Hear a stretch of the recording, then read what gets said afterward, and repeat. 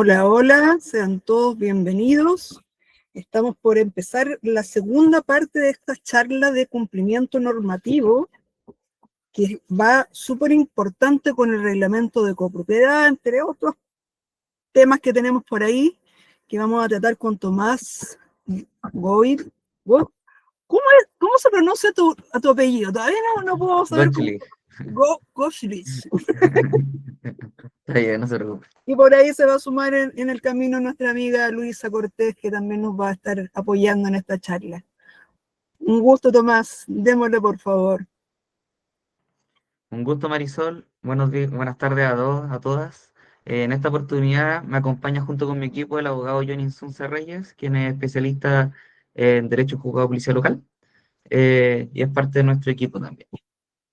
Asimismo nos acompaña Violet, quien es nuestra procuradora, una de nuestras procuradoras, y mi socio Joaquín Bufonois, quien es, digamos, quien se dedica a Derecho Laboral y nos ayuda también en Derecho de Copropiedad.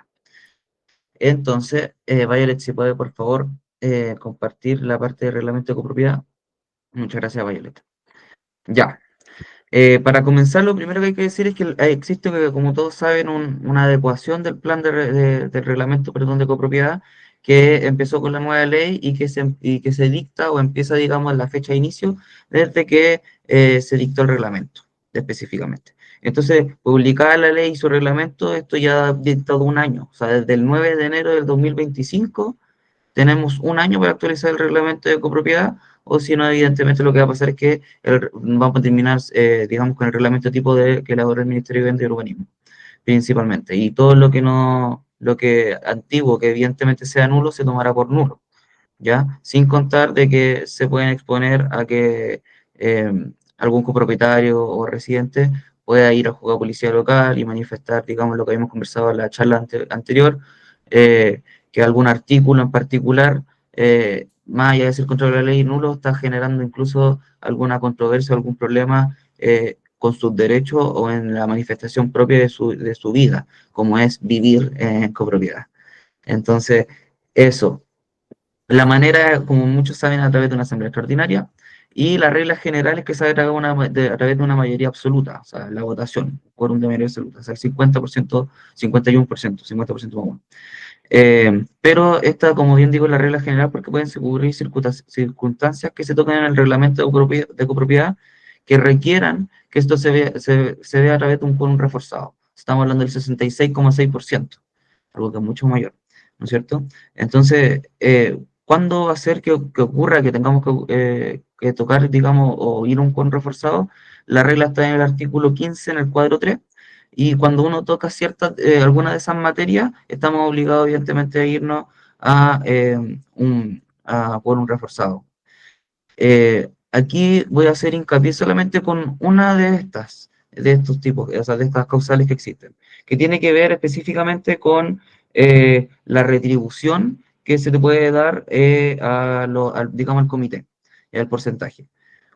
He visto en algunos casos de que se han aprobado, o me han contado de que se han aprobado reglamentos a través digamos, de mayoría absoluta, cuando se integra este porcentaje de descuentos del comité, ¿ya? Y lamentablemente eso es un error y se exponen a que les bajen, lamentablemente, prácticamente todo ese artículo, ¿ya? Sin contar a otros problemas mayores. Además de que muchas veces eso cambia el prorrateo, y por lo tanto, perdón, más que el prorrateo, el cobro de gastos comunes, y como cambia eso, evidentemente se puede generar un perjuicio a la copropiedad, digamos, por lo que no se estuvo percibiendo durante ese tiempo, a un título que nunca, digamos, se tuvo que haber procedido, porque al final de cuentas lo que se hizo estaba mal ejecutado, porque al final de cuentas no se hizo a través de una asamblea con el quórum exigido, ¿ya? La mayor particularidad que hay que tener, yo diría, con asistir a un quórum, o sea, con ir al quórum reforzado, porque el resto, la verdad, son más claras, son situaciones más graves, la verdad, más esenciales. Esta pasa un poquito más desapercibida. Eh, bueno, lo segundo que tiene que ver con el reglamento de copropiedad que nos invita a la ley cuando lo tenemos que actualizar, tiene que ver con la administración y la transparencia. Aquí aparece el registro de copropietario, ¿no es cierto?, y de ocupante, este registro que tiene que estar actualizado, que lamentablemente una obligación. Entonces, al tenerlo actualizado, actualmente la manera que se puede, que nosotros lo invitamos a realizar es cuando uno actualiza el reglamento, teniendo en consideración de que es una asamblea extraordinaria, también se invite a hacer este proceso del registro de copropietarios en el mismo proceso. De esa manera sacamos dos pájaros de un tiro, que a veces es muy difícil juntar, digamos, actualizar todo el registro. ¿Por qué lo digo? Porque en el registro de copropietario es necesario adjuntar cierta documentación, por ejemplo, el certificado mínimo vigente principalmente, en el caso de los ocupantes, el contrato de arriendo, o a qué título están, si son usufructuarios, el usufructo, etcétera. ¿Ya? Eh, entonces hay que tener un buen especial registro y a qué título está cada una de estas personas, y si son evidentemente residentes temporales o transitorios. Eh, bueno, también en virtud de la transparencia hay que tener la rendición de cuentas que ustedes conocen, con una rendición de cuentas detallada que la tocamos la charla pasada un poquito. Y bueno, también en virtud de la administración de la transparencia tenemos el Registro Nacional de Administradores. Eso también es, digamos, el fundamento de por qué apareció. ¿Ya? Eh, el segundo punto que se toca en los reglamentos, evidentemente, son la convivencia, las normas internas que muchas veces se pueden tener y las multas, apremios, entre otras circunstancias, como también son el porcentaje que se tiene de gastos comunes, cuáles son los espacios comunes, eh, eh, en general, un poquito de la historia de la copropiedad, quién fue el que la construyó, etcétera. Siempre es bueno dejar todo eso eh, entre otras circunstancias, digamos, particulares como pueden ser animales, del tema de las mascotas, olores, ruidos molestos. Es importante aquí señalar de que respecto de la regulación de convivencia viene a limitar o a restringir actividades. Por lo general nunca prohíbe salvo circunstancias particulares o que la ley lo permita. ¿Ya? Por ejemplo, la ley no permite que, que haya, en este caso, que se haya en el reglamento que se prohíba la tenencia de mascotas, como sabemos. Y eso es una de las cosas que muchas veces se está teniendo que actualizar. Todavía hay muchos reglamentos que tienen esa prohibición. Eh, por otra parte, lo que tenemos sería el tema de la seguridad y el plan de emergencia, que lo vamos a ver la próxima charla, así que lo dejo para más adelante, junto con el seguro obligatorio. Pero algo importante que también tiene que tener el reglamento de propiedad tiene que ver con el acceso forzoso a las unidades respecto a la seguridad y emergencia. Se entiende hoy en día que el reglamento, al menos, digamos, pues, que elaboró el Ministerio de Vivienda y Urbanismo, así como la ley, permite el acceso forzoso a unidades en el caso que se comprometa la seguridad o la conservación del condominio principalmente. Pero esto también se puede ampliar en el reglamento de copropiedad en virtud de los principios que se puede tener por la copropiedad misma particular, como por ejemplo puede ser un tema de salubridad, así como otras circunstancias, digamos, como bien digo, que se puede ampliar. Pero siempre tiene que estar, por regla general, el administrador junto con un miembro del comité. Pero ¿qué pasa cuando no hay alguien del comité, por ejemplo, que en la administración y se tiene que entrar? Muchas veces eso es lo que se tiene que entrar a regular extra, porque la ley y el reglamento los dejan un poquito en el aire.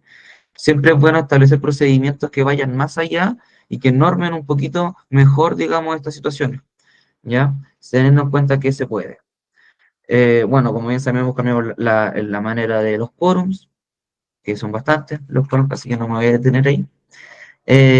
Y aparecieron ciertas flexibilidades, ¿no es cierto?, eh, con, los, con los convenios de pago, principalmente que tienen que ver con las obligaciones económicas. Ahora esto lo tocamos en la charla pasada, que era la posibilidad que ustedes bien conocen de poder hacer ciertos convenios con algunos copropietarios morosos, y eso lo ayuda, digamos, a poder solventar en principio la morosidad del copropietario, suponiendo que éste se apegue estrictamente a este convenio. Los libros, hoy en día tenemos libros relevantes, ¿no es cierto? Tenemos el libro de novedades, que es principalmente donde se va a dejar toda la información o el evento importante en función del condominio. Tiene que ver, por ejemplo, falla en ascensores, ingreso del personal de mantención, programación, cortes de agua programados, etcétera. Eso tiene que ir quedando siempre en el libro de novedades. Lo mismo, ahí también el mecanismo oficial lo tiene que quedar transparentado los reclamos y solicitudes fundadas que pueden hacer o copropietarios, arrendatarios, ocupantes, residentes en general. También tenemos el libro de acta o asamblea, que ese ya es bien conocido, ¿cierto? Donde tenemos que guardar todos los acuerdos de la asamblea, tenemos que poner bien los quórums, que en virtud de lo que se haya normado por asamblea. Y la firma y la custodia siempre puede variar en función del reglamento. Y esto es importante porque la custodia en principio siempre la tiene el presidente del comité de administración, lo dice la ley. Pero en algunos casos los contratos, yo lo he visto en algunos, con algunos administradores, se los traspasan a ellos, la custodia del libro, ¿ya? Entonces hay que tener especial ojo con cuáles son mis funciones específicamente con el libro de acta, si las tiene el presidente o quién, ¿ya? Sin contar de que evidentemente el acta tiene que ser firmado por todos los miembros del comité. Em, y ahora vamos a pasar a un punto más, digamos, más específico que tiene que ver con las mascotas en el reglamento de copropiedad, ¿ya? Actualmente, como ustedes conocen, la ley Cholito, la ley de tenencia responsable de mascotas, eh, ap- eh, ya la tenemos un tiempo, pero en virtud de esa ley y de la actualización de la ley de copropiedad, es que se interiorizan ambas y terminan armonizándose y conversando unas con otras. Entonces, hoy en día es por eso de que no se, la ley prohíbe, digamos, la prohibición de que no puedan haber mascotas o animales dentro de los condominios. Eh, entonces, solamente se pueden mantener, como bien dije, limitaciones y restricciones. Así como las multas y las sanciones o las conductas que van a ser sancionadas tienen que estar establecidas claramente en el reglamento. Eh, Aquí, por ejemplo, algunos ejemplos de cómo limitar o de qué manera se puede restringir, por ejemplo, en el tránsito, que tenga que exigir uso de correa, bozal, en espacios restringidos se puede destinar o incluso llegar a prohibir en ciertos horarios, ciertas áreas o espacios comunes, ¿ya? También se puede, con el tema de la limpieza, de que en caso de que se ensucie se tiene que limpiar inmediatamente, o si no, hay multa, o también depende, también muchas veces hay un llamado de atención de por medio. Depende de cómo cada copropiedad decida multar. Nosotros principalmente trabajamos con los llamados de atención eh, muy, digamos, caso a caso, porque cada uno sabe cómo son los copropietarios, los residentes en general de la copropiedad. Entonces, ¿cuál es el problema de eso? De que si yo sé que tengo copropietarios, digamos, más o menos complicados, yo tengo copropietarios que a lo mejor eh, incumplen los reglamentos, le buscan la quinta pata al gato, entonces no es muy bueno a veces dejar, digamos, este aviso, sino es mejor dejar la sanción establecida en el reglamento y desde ese momento la gente ya sabe si no hay sanción. Lamentablemente es así, ya con algunas copropiedades. Eh, y con el resto de situaciones siempre es bueno establecer procedimientos escalonados y digamos, procedimientos escalonados y que sean claros y determinantes. Como por ejemplo, en el caso de los ruidos molestos, que es un tema no menor en juzgado policial local con los ladridos, etcétera. ¿Qué hacer con los ladridos, con los maullidos cuando son constantes? El término tiene que ser persistente. Entonces, cuando es persistente el ruido molesto y afecta a la comunidad, yo tengo que mantener un registro, es un libro de novedades que lo conversamos hace poquitito, y mantener además, si se puede, una comunicación entre el correo electrónico que ustedes tengan como administrador con el comité, sin contar de que dentro de las reuniones que ustedes tienen con el comité se reduce una especie de acta, ¿no es cierto?, de lo que ustedes estuvieron conversando en las reuniones que tienen, y dejar establecido también lo que está pasando. Lo mismo, incitar a los residentes a que dejen establecido cada vez que hayan ruidos molestos, a que vayan y lo dejen establecido en el libro de novedades o envíen el correo. Y eso al final termina con un procedimiento, ¿no es cierto?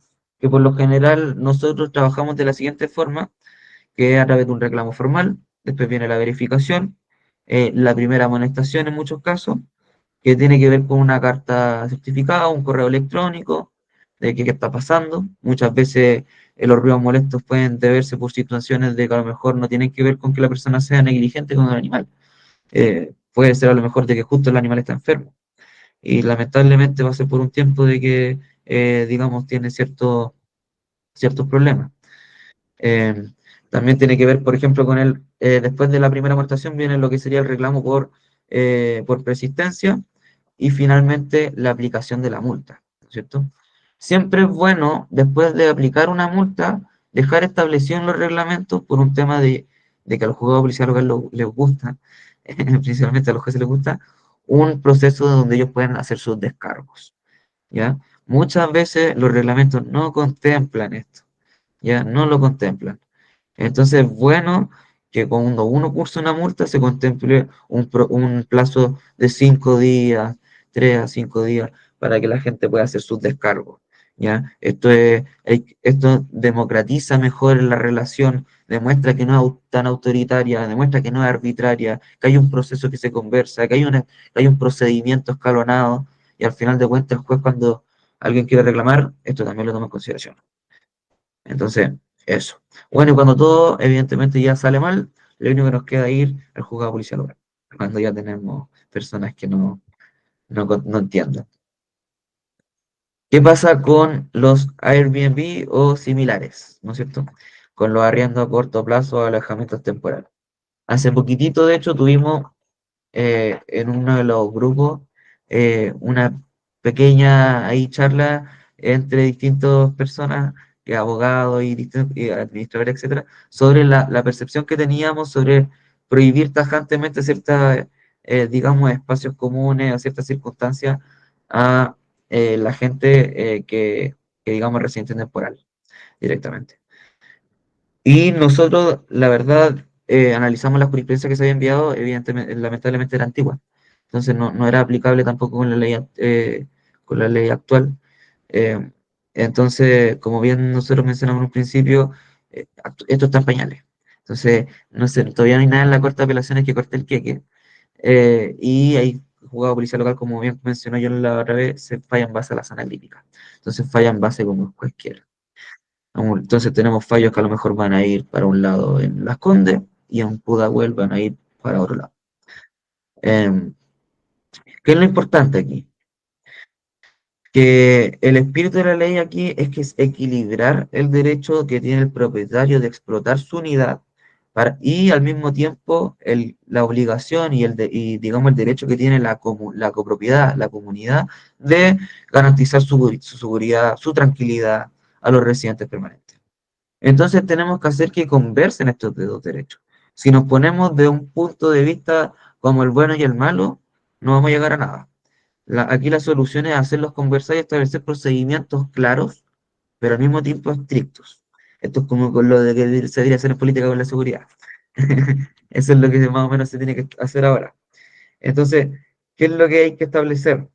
Por ejemplo, no se puede prohibir absolutamente, como sabemos, en general ninguna actividad que vaya contra el Airbnb o contra el alojamiento a temporal o a corto plazo. Pero sí podemos regularlo. Por ejemplo, una de las cosas que las podemos regular es a través de la seguridad y el registro.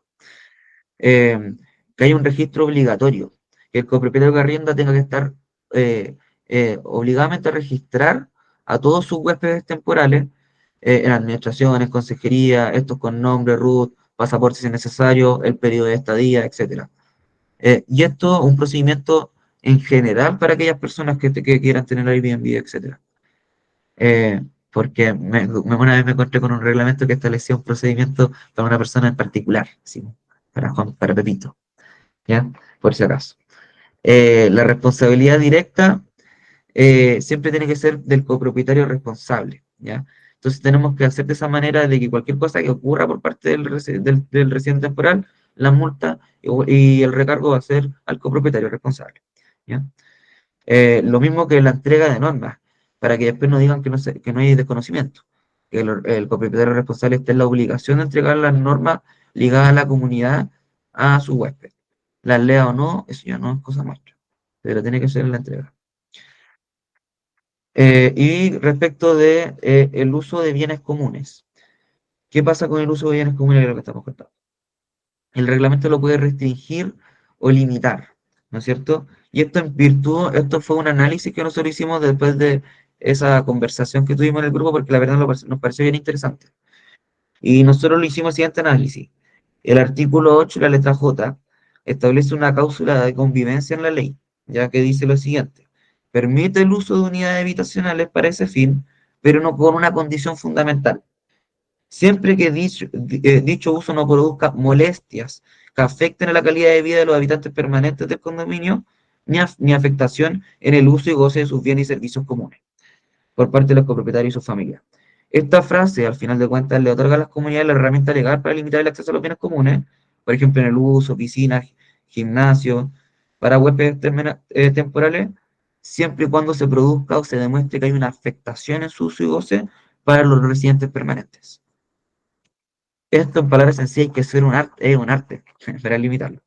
Para el abogado, la verdad, es un arte tener que limitar esto, ¿ya? Es bien difícil, pero se puede, ¿ya? ¿Y de qué manera se puede? Y aquí, eh, em, con tirón de orejas que me pega a pegar yo y mis colegas, pero lo vamos a decir igual, una de las maneras de poder hacerlo es, por ejemplo, con el uso de piscina, em, la capacidad máxima. Cuando yo tengo una capacidad máxima en una piscina, y eso está en el reglamento de uso de piscina, evidentemente establecido, em, no sé, de 20 personas, y yo tengo residentes temporales, yo puedo establecer un procedimiento de que en caso que la piscina se va a poder establecer en preferencia de los residentes permanentes. Y en caso que esté llena, no se puede ocupar por residentes temporales. Eso no es una prohibición. Y eso está limitado racionalmente por la capacidad de la piscina. Distinto de si yo establezco sanciones porque se me establecieron, digamos. Aquí tiene que haber una fundamentación muy clara y tiene que haber una correlación, ¿ya? Eso, como bien digo, es un arte, entonces es difícil, la verdad, hacerlo. Y aquí la invitación son dos opciones. O reviso bien el reglamento en esta parte de sección y con pinza y detalle, o derechamente, digamos, no me meto en problemas. Y establezco un procedimiento más, digamos, más flexible, más libre, no tan claro, digamos. No sé si no tan claro, pero más flexible y no tan estricto y no empiezo a limitar todo, ¿ya? Ahí va a depender de cada uno. Existen comunidades que están llenas de Airbnb, y entonces, ¿dónde es necesario? Sí, me ha tocado, de hecho, administrar una comunidad en que tenía justamente ese procedimiento que había un Airbnb y los residentes tenían que estar pasando conserjería, registrarse ahí, cada vez que entraban o salían tenían que hacer el registro en conserjería. Tenemos una consulta en el chat que dice, el hecho de que el personal del condominio esté apoyando las acciones de un Airbnb, ¿no es una forma de generar lucro al residente?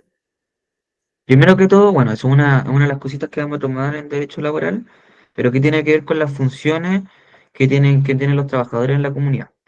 Un trabajador en una comunidad, y esto me puede ayudar mucho mejor mi socio Joaquín Ufanovic, se tiene que mantener estrictamente las funciones y las competencias que están en el contrato que le dio la administración o el comité, dependiendo de quién le haga los contratos.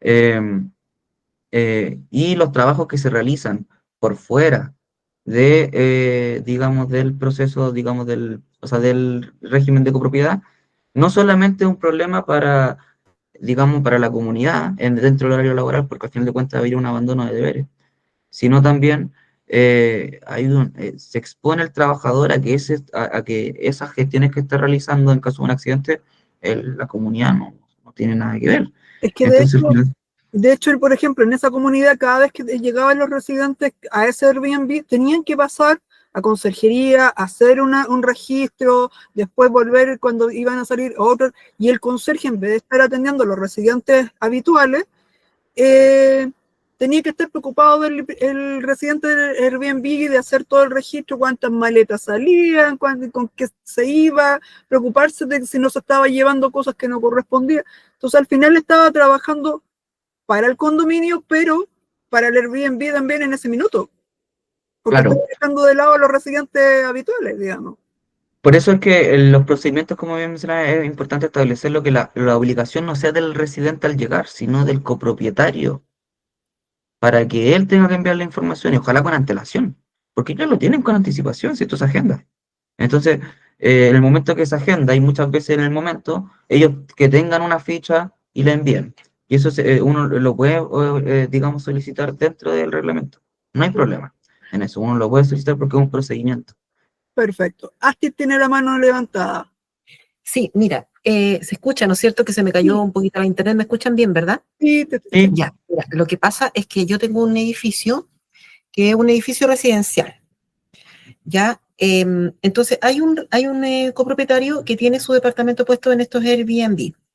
Entonces, podemos generar un protocolo, tú dices, claro, se puede normar, pero el conserje, el mayordomo o el que esté en turno me va a decir estas tareas que yo estoy haciendo, que es recibir al arrendatario, pasarle la llave del departamento o lo que sea, es un objeto de lucro para el dueño del departamento. Y, y me va a decir, bueno, ¿y yo cómo voy ahí? Porque me lo van a decir. ya entiendo para dónde va el punto. Lamentablemente, desde el punto de vista del lucro, la ley establece la posibilidad del Airbnb. Si digamos, prohibiera la posibilidad de que una persona pudiera lucrar, digamos, a través de su departamento con un Airbnb o con una residencia temporal distinta, lo prohibiría. Entonces esta fue una discusión que se dio en el Congreso y si se aceptó fue porque también, digamos abiertamente, somos un país derechamente que privilegia el comercio, ¿no es cierto?, la actividad económica, etcétera. Bajar el derecho de propiedad o bajar la actividad económica en Chile es muy difícil, ese derecho siempre es fuerte. En este caso, primo por sobre, digamos, el tiempo que probablemente iba a tener el conserje. De hecho, probablemente ni siquiera lo previeron. Eh, ¿Me entienden? Entonces, eso es como más o menos la respuesta lamentable que le puedo decir. Pero es lo que hay que hacer. Lamentablemente estaría obligado el conserje a realizar ese procedimiento, no solamente porque estaría haciendo un procedimiento de lucro, sino que le está estableciendo ese procedimiento en virtud de la seguridad de los residentes permanentes. Él tiene que hacer el registro por eso. No es tanto por ayudar a la persona que tenga el Airbnb, si se entiende. Va por otro lado el fundamento. en el fondo para saber quién está en el condominio y si pasa algo que se haga responsable la persona. Exacto, exactamente. Eso principalmente.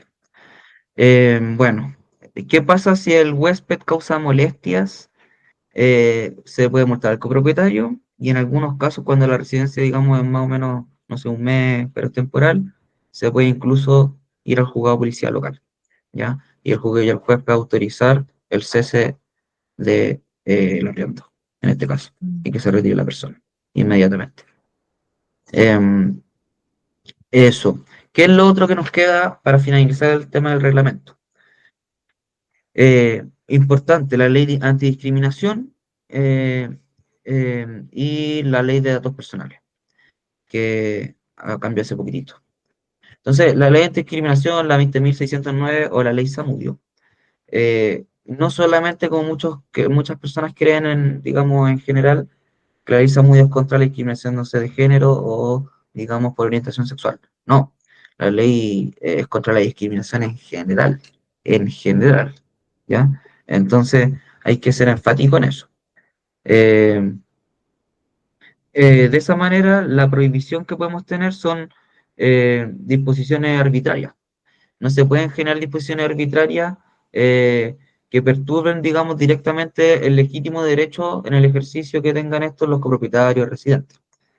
Eh, y la regla de oro aquí es que cualquier restricción impuesta por el reglamento debe ser objetiva, razonable y orientada a proteger la convivencia, seguridad, salubridad del condominio, etcétera, los principios.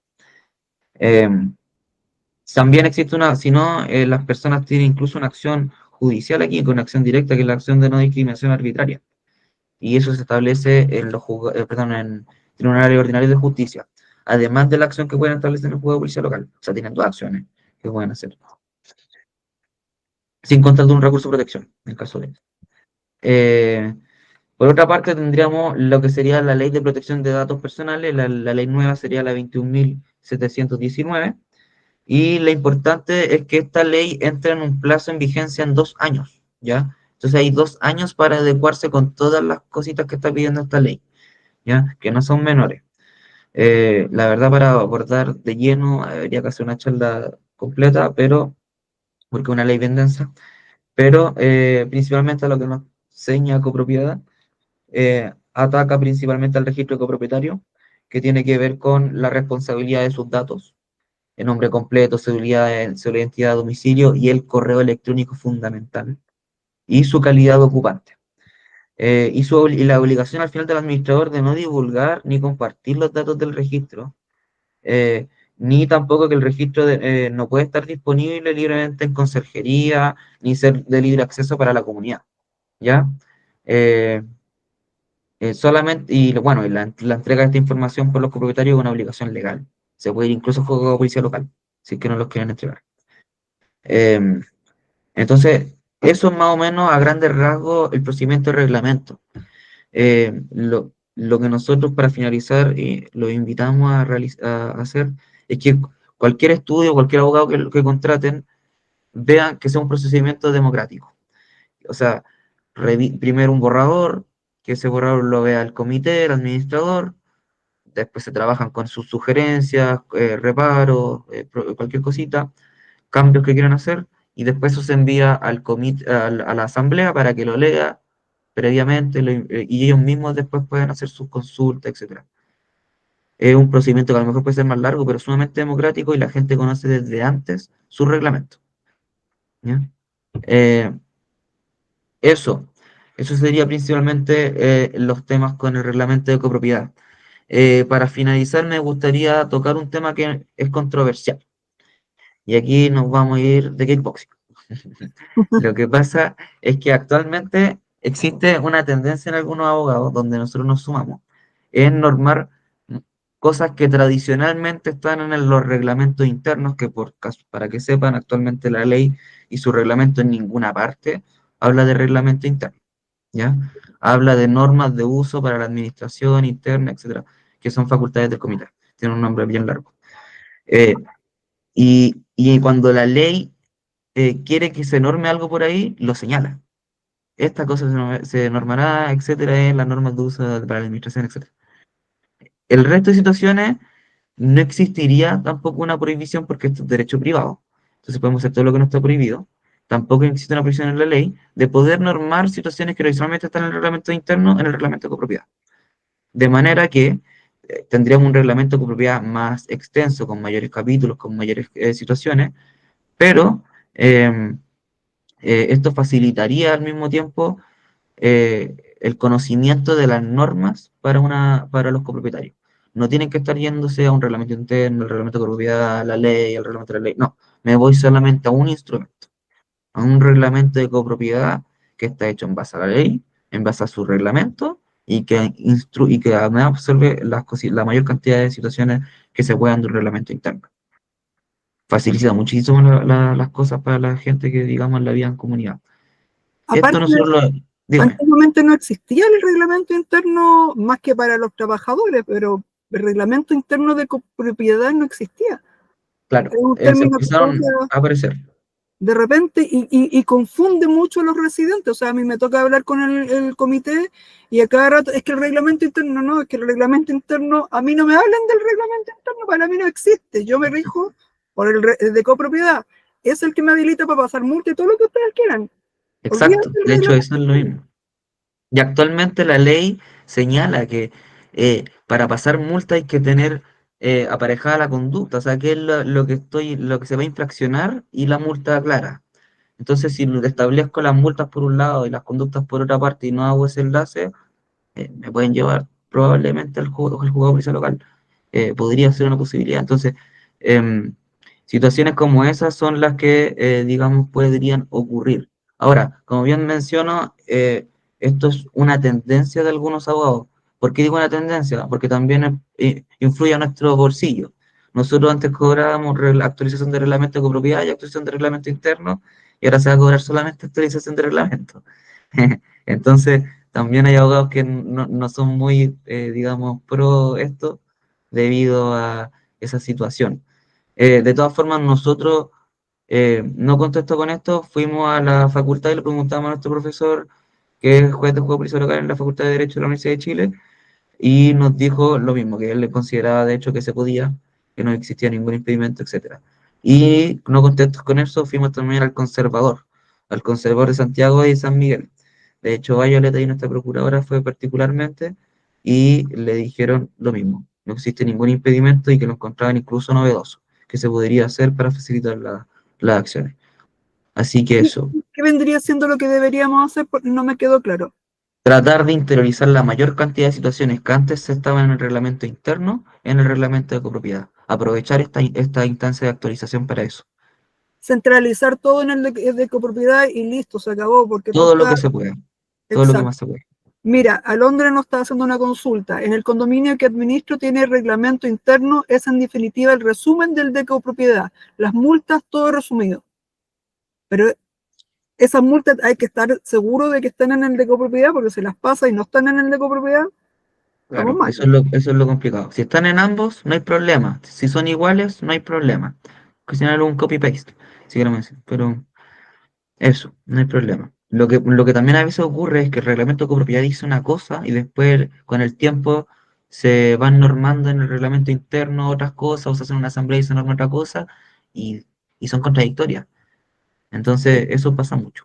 Que el reglamento interno, el comité lo puede cambiar las veces que quiera. Entonces, al final, no estamos seguros si está realmente esa multa en el de copropiedad o no. Entonces, tenemos que asegurarnos de eso. Y los comités pasan, el reglamento queda. Entonces, es mucho mejor centralizar todo en el reglamento de copropiedad y el reglamento interno omitirlo, digamos. Tratar de realizar eso. Ahora hay cosas que siempre se va a requerir un reglamento interno y siempre se van a requerir las normas de uso internas. Por eso están en las facultades. Pero si podemos facilitarle la vida a las comunidades y a los copropietarios de esto, no veo yo el inconveniente. De hecho. Hola, buenas tardes, ¿cómo están? Hola, Un Joaquín. gusto saludarlos por acá, Joaquín Bofanais, socio de Tomás. Bueno, ayer conversamos con Luisa, pero sí, empecemos. La verdad, bastante tarde. No sé si pues Violet nos va a ayudar con las diapositivas de los temas laborales que vamos a tratar.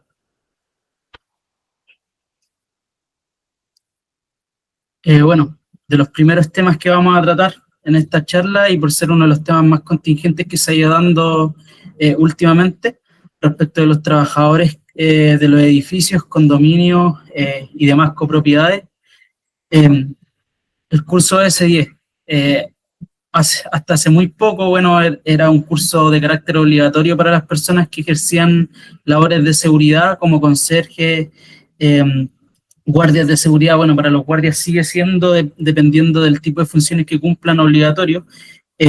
Hoy en día, para las personas que trabajan en la conserjería, en referencia a la ley 21.659, va a ser de carácter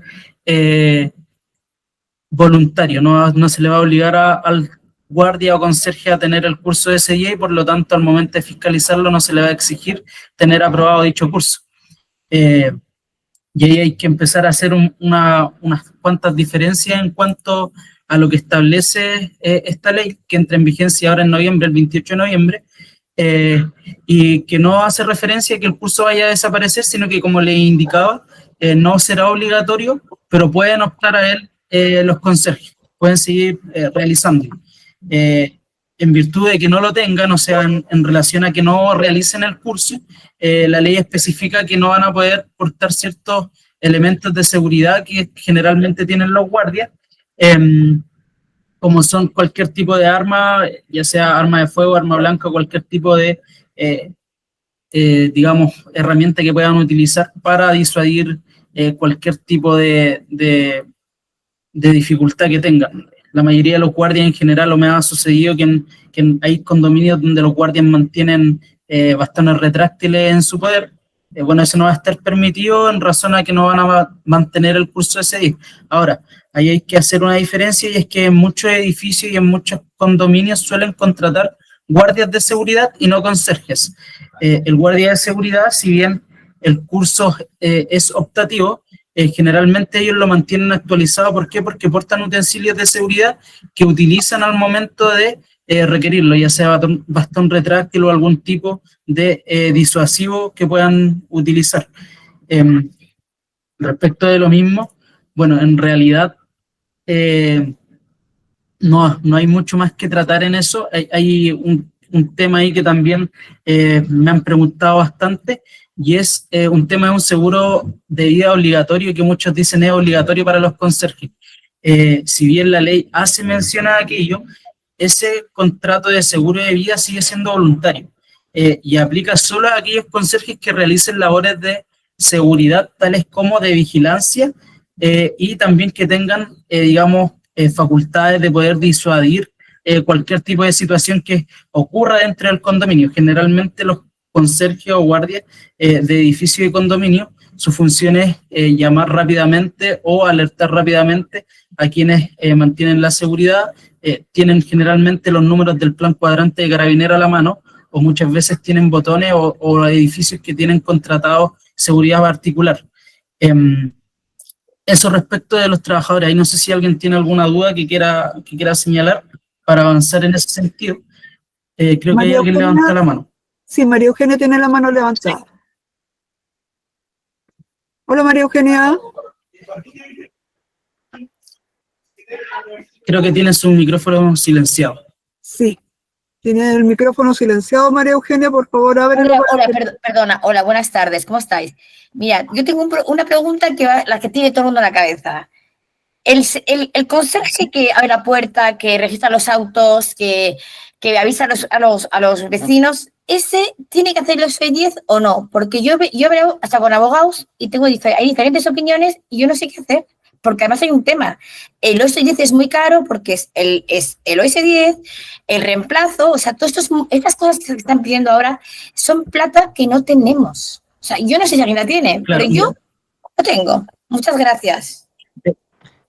Sí, mira, efectivamente hasta el momento va a seguir siendo obligatorio. Como tal señalé, la ley, la 21.659, entra en vigencia en noviembre, el 28 de noviembre, y desde ese momento se va a entender que el curso no va a ser obligatorio para aquellos conserjes que presten funciones en condominio y conserjerías de edificios, siempre y cuando dentro de su contrato de trabajo no se desnaturalicen sus funciones, implementando funciones de vigilancia tales como cuidar, digamos, ciertos sectores del condominio, haciendo razones en que puedan disuadir un robo. Generalmente lo que tiene que hacer el conserje es mantener la calma, llamar al plan cuadrante de carabineros o realizar un aviso, digamos, a seguridad ciudadana. En ese sentido, hasta el momento sigue siendo obligatorio.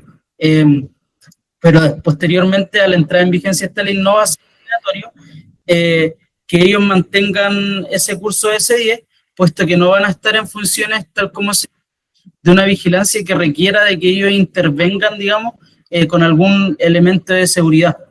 Básicamente, funciones tales como abrir portones, registrar a las personas que entran y salen, son funciones que ya no van a ser, para las cuales no se va a requerir que la persona mantenga el curso de S10, mucho menos para los mayordomos. Los mayordomos son otra figura que es distinta también del conserje y del guardia de seguridad.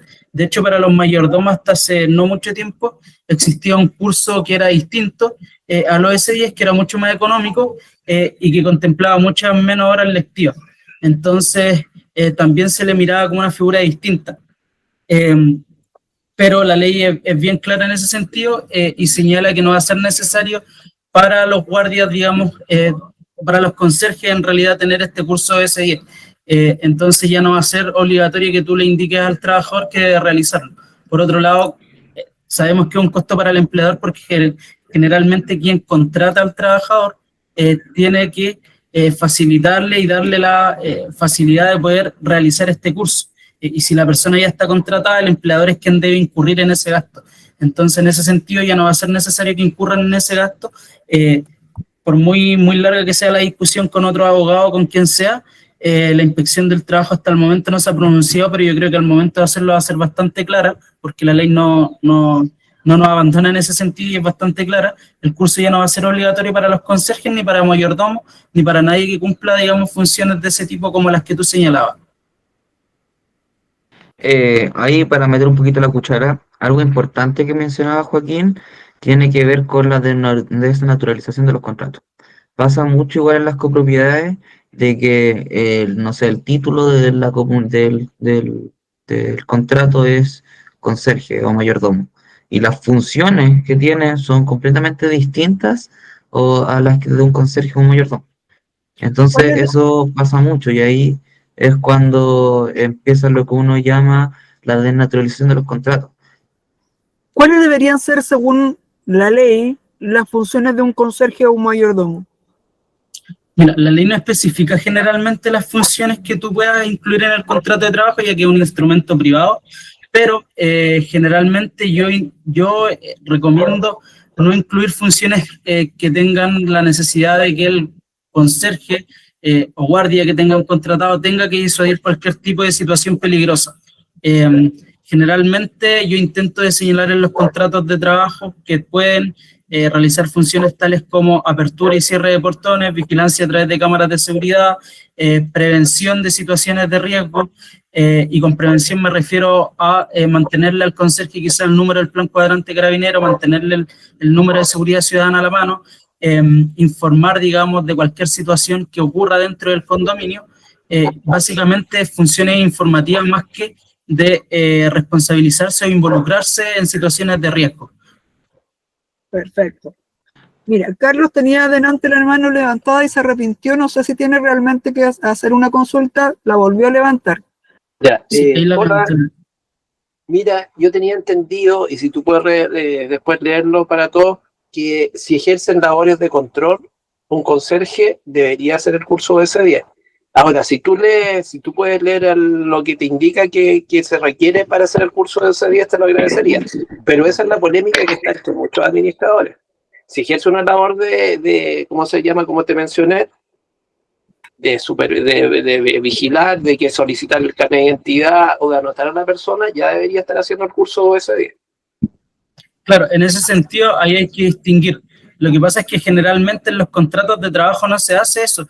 Y es ahí el problema y por qué después la inspección del trabajo también multa a los condominios o multa a los edificios. Y es por un tema de que colocan básicamente en el contrato de trabajo la sigla vigilancia.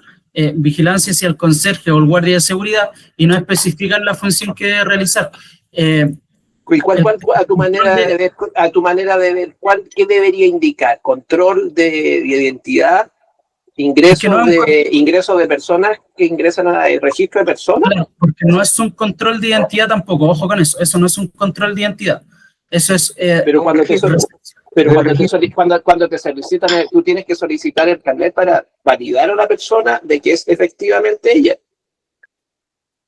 Ojo que hay discusión con eso, porque, bueno, da para mucho ahí la discusión porque la jurisprudencia amplia en ese sentido en la solicitud del carnet de parte de una persona que está en el condominio, ya sea el guardia o el mayordomo, para una persona que ingresa. Generalmente no se prohíbe que se le registre a esa persona porque está ingresando a una propiedad que es de carácter privado. Entonces, en ese sentido, el mayordomo y el conserje no estarían cometiendo ninguna falta, ni tampoco, digamos, necesitarían el curso de SEIE, que el curso se orienta más a labores de vigilancia y disuasiones de situaciones de peligro, como lo son, como lo necesitarían supermercados, mall, estacionamientos de estos lugares, y por eso la ley igual es bien clara en hacer la diferencia entre guardias de seguridad privada, vigilantes privados, porteros, nocheros, rondines, y se excluye en ese sentido a los conserjes de someterse a ese curso de SEI. En eso es bien claro, no incluye, digamos, a los conserjes dentro del curso. Ahí ya es un tema más de fondo, el hecho de que tengan que controlar, o más que controlar, solicitarle a la persona que se registra al momento del ingreso dentro de un edificio o un condominio. Sí, ahí Luisa, que ya llegó, nos aportó con un artículo en el chat por Claro, si quieren revisarlo. 55. Exacto. Mira, sobre la desnaturalización de los contratos, a nosotros nos lo enseñaron así, al menos en la facultad, y se los vamos a explicar de la misma forma. Si es amarillo, tiene patas naranjas, pico naranjo, y hace cuac, es un pato. Por más que yo quiero que sea un cisne, sí es un pato. Entonces, si cuando yo en los contratos pongo funciones que son contrarias a la naturaleza propia del contrato, lo estoy desnaturalizando y por lo tanto otra cosa. Y la tengo que llamar por su otra cosa y tendrán que aplicarse las funciones de esa otra cosa. Entonces, ese es lo principal aquí, digamos, a grandes rasgos. establecer las funciones claras y, como bien dice Joaquín, cuando se dan estos tipos de ronda, etcétera, saber que son de prevención y nunca de establecer una ejecución por parte de la persona, del trabajador. Perdón, ¿puedo hacer una consulta, Marisol? Sí, por supuesto. ¿Qué pasa? Soy Raquel en todo caso. ¿Qué pasa cuando se le pone en el contrato hacer ronda en el edificio? ¿Qué pasa a hacer ahí? ¿Pasa a ser guardia o pasa a ser conserje cuando le ponen en el contrato hacer ronda en el edificio? Esa es mi consulta.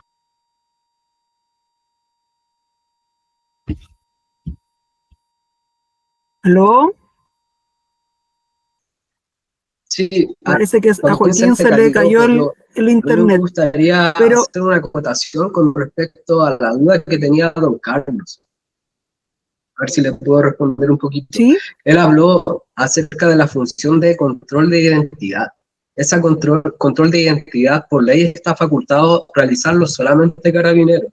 Lo que él quiso decir o señalar más bien, y lo que así debe quedar especificado en los contratos, es control de acceso a la propiedad.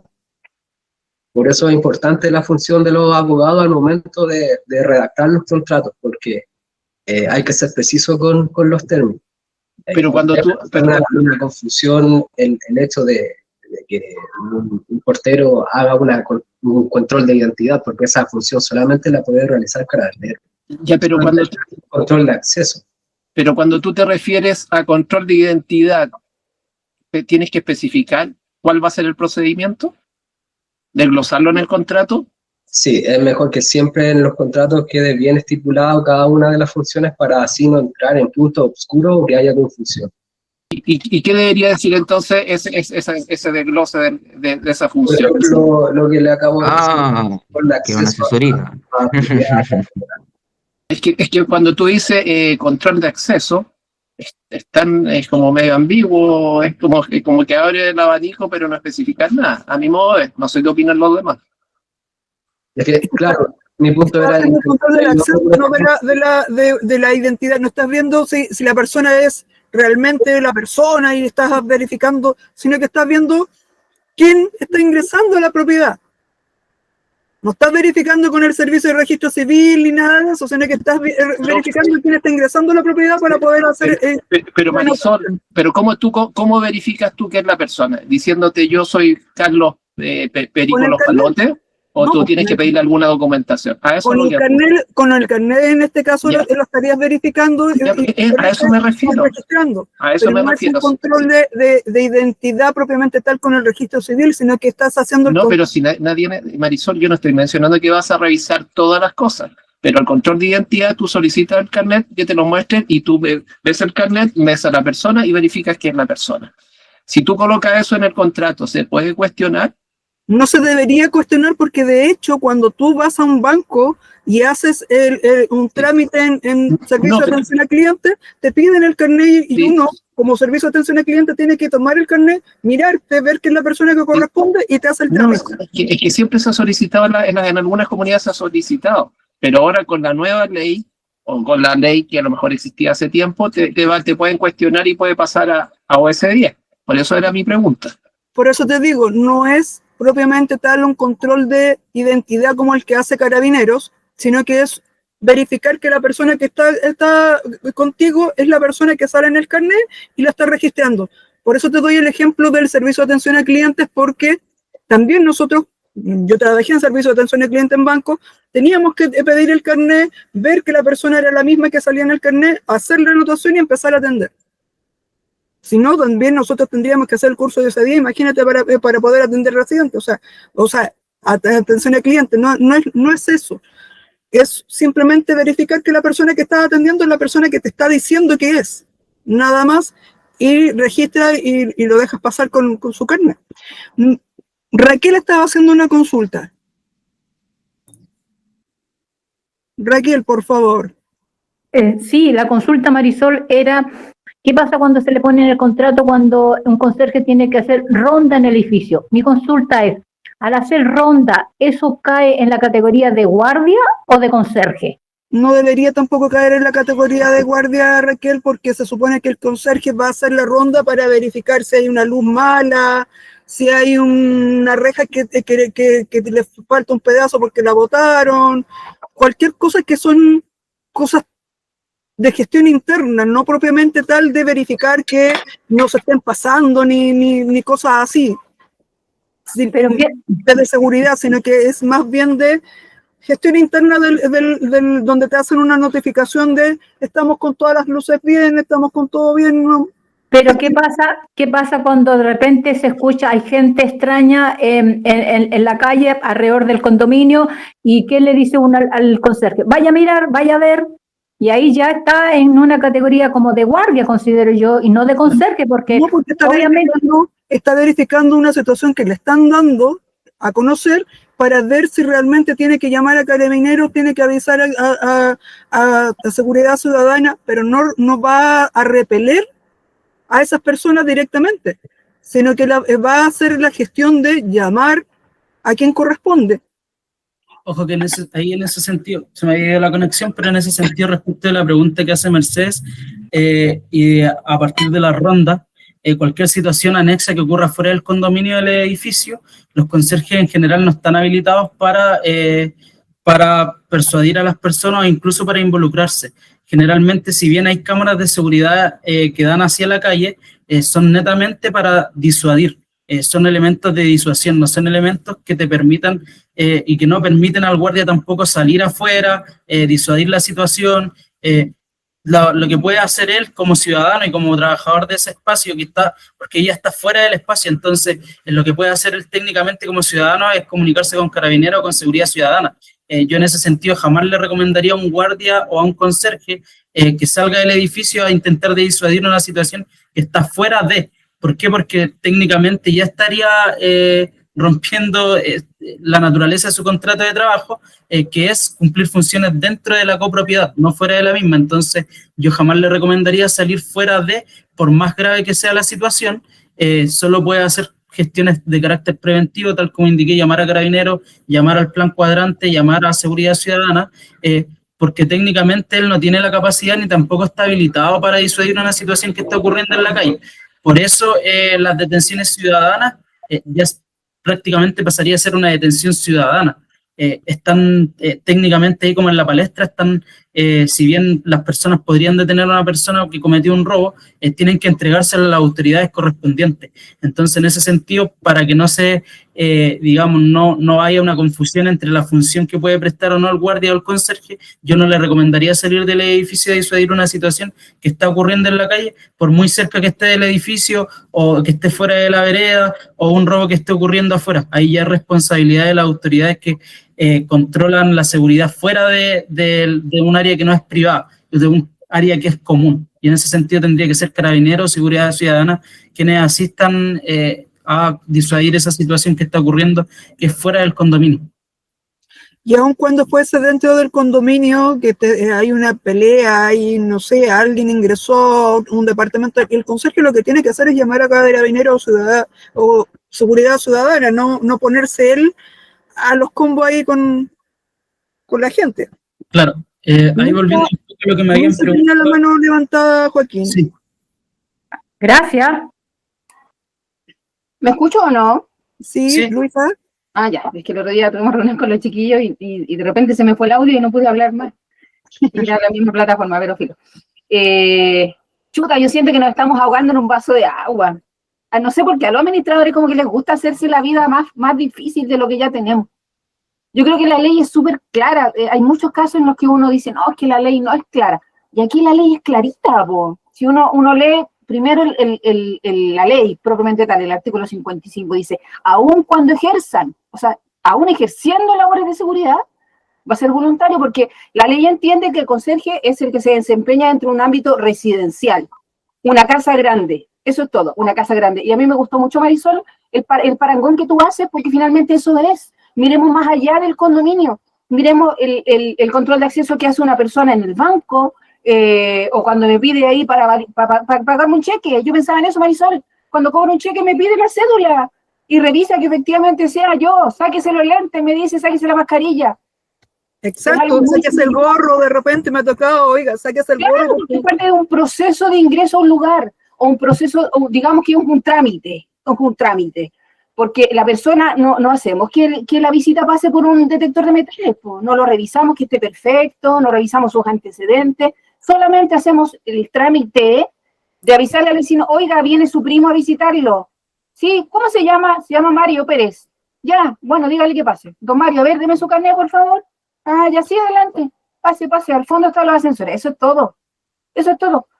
Y los políticos, al contrario de lo que muchas veces pasa, lo entendieron perfecto. Y si uno ve el video donde en la comisión especial lo conversan, Osandón lo dice claramente, dice, ¿qué hace el conserje? ¿No es cierto? Abre la puerta, cierra la puerta, entrega llave, entrega correspondencia, recibe correspondencia, pero no nos compliquemos tampoco con las rondas, porque si nosotros nos complicamos, ¿qué vamos a esperar después del personal, po?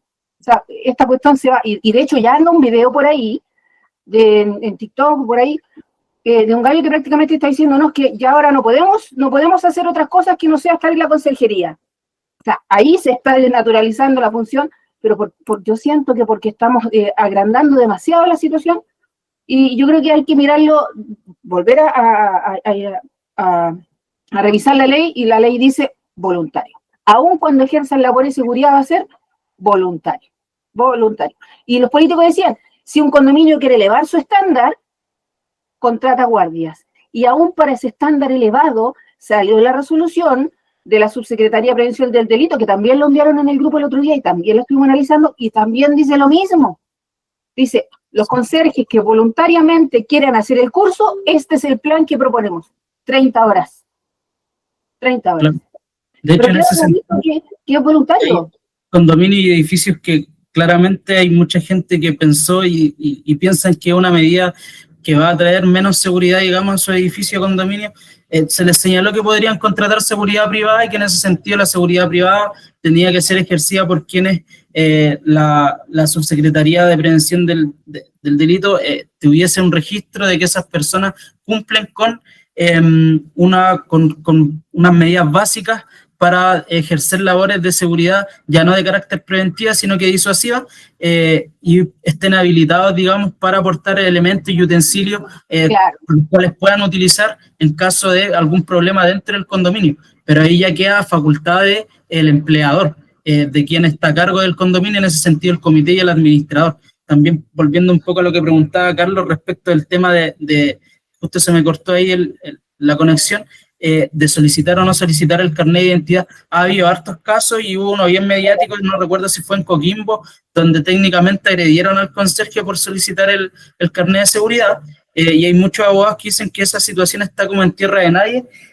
y ahí se involucran muchos temas, muchas materias en derecho, tanto civil, penal como copropiedad, y también laboral. Y en ese sentido hay hartos abogados civilistas que señalaron que técnicamente, si bien el conserje no está habilitado para pedirle en esa situación en particular el carnet a esa persona, porque el curso de ese día hasta ese momento todavía era obligatorio. Entonces, en ese sentido, claro, te preguntan por tu carnet, y si el guardia no tenía las facultades o el conserje no tenía las facultades en ese momento exigidas por la ley, que ahora no se van a exigir, tal como se señalaba, va a ser de carácter voluntario, la persona tendría a enojarse y golpeó, digamos, al conserje. Pero no existe, digamos, una prohibición a solicitar el carnet, en el sentido en que además los condominios y edificios son sectores que son privados, son cerrados, son de propiedad privada, y ahí también entra a jugar un poco el tema de la copropiedad, de qué tan normado está en su reglamento de copropiedad el tema de la entrada y salida de personas, o sea, de visitas, cómo regulan la entrada y salida de visitas, de las personas que vienen al departamento, casa, que vienen a visitar a sus familiares o que se vienen a quedar. También ahí hay un trabajo que es interno del propio condominio, del propio edificio, en normar un poco qué tanto, digamos, qué le solicitamos realmente a las personas para ingresar a nuestro edificio, entendiendo que nadie se va a ir a meter porque un edificio y un condominio es de carácter privado. Entonces, en ese sentido, no podrían, digamos, tampoco prohibirle a los administradores, al comité de administración, regular en cierto sentido el tema de las visitas o el tema del ingreso de cualquier tercero. Como sucede también que hay muchos edificios, en cualquier sector me ha sucedido que hay muchos edificios que también tienen reglado, digamos, normado la forma de ingreso de la persona que viene a dejar paquetes o que viene a dejar delivery muy tarde en la noche o que viene a dejar paquetes constantemente, ya sea de empresas de mensajería o de empresas de delivery de comida rápida. Entonces ahí también hay un trabajo un poco de los administradores en ese sentido, del comité, de normar un poco las facultades que se le da a la persona de controlar, digamos, el ingreso de estas personas, tanto visitas como terceros. Oye, para cerrar nomás el temita, un gusto, Luisa. Pero claro, lo que decía Luisa es muy importante y que lo ha mandado al grupo, de hecho, hartas veces, que es el video del espíritu de la ley al final, de cómo se normó esto, cómo fue la discusión, y la discusión es clara. Entonces, lo mejor es ver el video si alguien tiene duda y zanjar por una vez por todas, digamos, cómo es que se llegó a la conclusión de la ley que salió. Y con eso, la verdad, uno queda bastante claro. Eso fue un estupendo aporte de Luisa, por no decir otra cosa. Sí, ahí muy atinada Luisa con ese video que es bastante esclarecedor. Ahora, en el fondo pedir el carnet es verificar que la persona me está dando un dato que es real, o sea, no me está diciendo yo soy Perico Los Palotes cuando es Juanito Picapiedra. Estamos verificando el dato que nos está dando para asegurarnos quién es el que está ingresando a nuestra propiedad privada nada más. ¿Quién continúa con la charla? ¿Continúa Luisa? ¿Continúa Joaquín? Mi intervención cortita era precisamente respecto a esto, ¿no? Si hoy día el centro son los chiquillos. Pero sí, o sea, solamente quiero mencionar que entendamos siempre que el condominio también es una empresa. Entonces la empresa tiene procedimientos, ¿no es cierto?, protocolos. Y esto deberá ser un protocolo más, como por ejemplo, cómo tiene que actuar el conserje para recibir la paquetería. ¿Cuál es el proceso? ¿Dónde lo anoto? ¿Qué información le pido al proveedor? ¿O cómo atiendo al gallo de la empresa de servicio? Yo siento que es es parte del protocolo interno nomás, ¿no?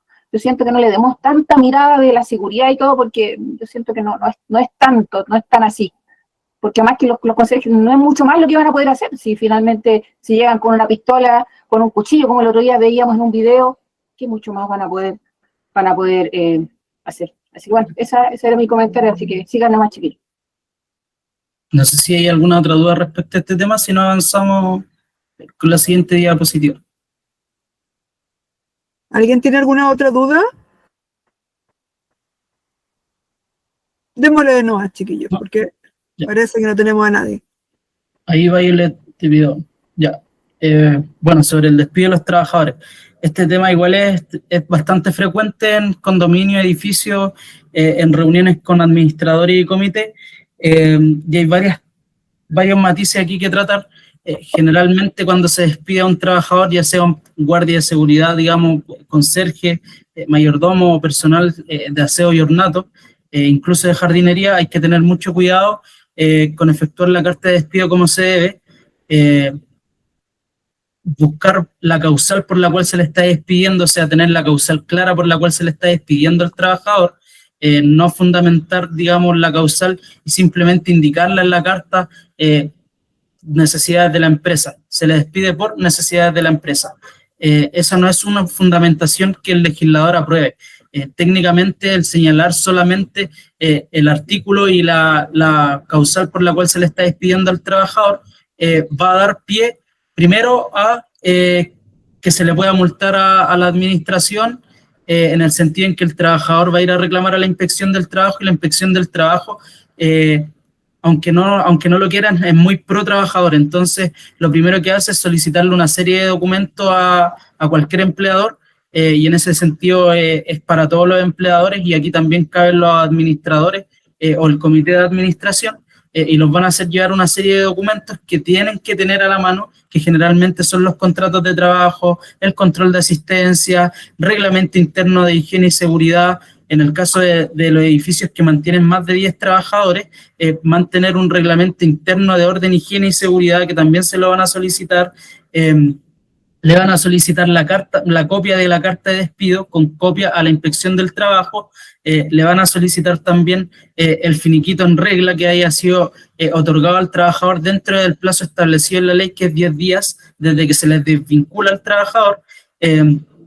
y en ese sentido los llamo a hacer una buena carta de despido. O sea, me ha sucedido muchas veces que hay administraciones que pierden dinero simple y llanamente porque no realizan una buena carta de despido, no indican todo lo que tiene que tener la carta de despido, que es la causal, el monto del finiquito, el lugar de retiro del finiquito o de qué forma se le va a pagar.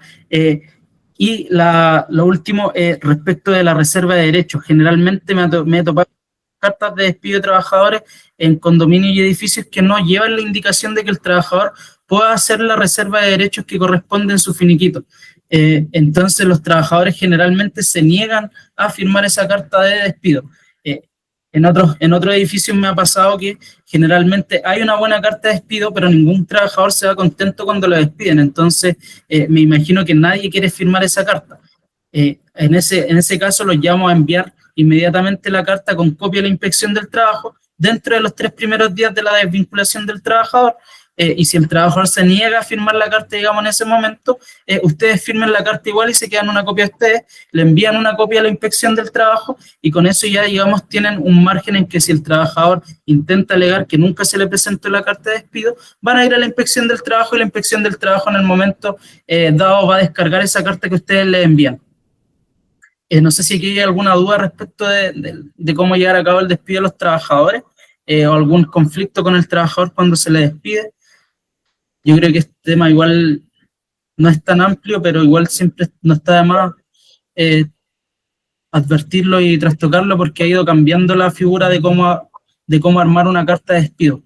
Hasta hace no mucho tiempo, incluso la propia Inspección del Trabajo tenía un modelo de carta de despido que estaba desactualizado, porque el tema de indicar la reserva, que el trabajador tiene derecho a indicar su reserva de derechos, es bien reciente también, entonces no mantenían, digamos, una carta actualizada. Por eso los llamo siempre a estar revisando, digamos, las cartas de despidos que efectúan. No utilizar modelos que se busquen en internet, que sean de años anteriores, porque no van a contener toda la fundamentación necesaria para que la carta dé pie a un despido que no sea, digamos, improcedente o indebido.